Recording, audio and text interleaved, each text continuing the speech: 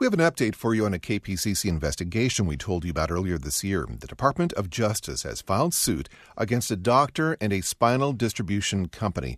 It claims unnecessary surgeries were done in the name of profits. Karen Fauché first reported on this story in June.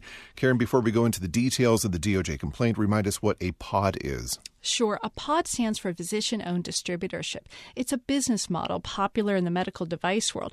A physician is an investor in and distributor of the parts. Now, PODs first appeared in California about a decade ago and are now in about 20 states, although nobody knows exactly how many there are or where they all are, since the government doesn't track or regulate them. Now, getting back to how a POD works, the physician investors, as they are called, can and do use the devices they sell in the surgeries they perform. And that creates a financial incentive to do more and at times unnecessary surgeries, critics argue. Also seems to create a potential conflict, a doctor benefiting from the parts he puts in patients. Does the government see it this way? PODs are not illegal, but the Justice Department claims in this case Reliance Medical Systems, the company behind the PODs, did violate a False Claims Act by inducing doctors to use Reliance parts in the surgeries they performed, essentially providing a kickback. The only doctor actually named in this lawsuit is Dr. Aria Sabit. He's a former Ventura spinal surgeon. He did not return our calls for comment on this story. Now, he's accused of becoming a POD investor. And when that happened, the government claims the rate of spinal fusions he performed went through the roof. And in 90% of those cases, he used POD parts. He and other doctors billed for unnecessary surgeries, overly excessive surgeries to Medicare, and now the government wants its money back.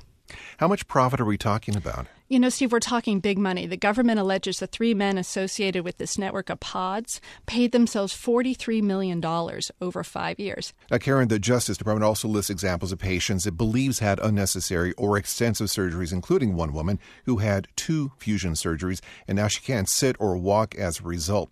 This complaint, Karen, quotes some undercover conversations done by the Justice Department. That's right, Steve. It was a series of secretly recorded conversations in which the POD operators thought they were meeting with a potential investor.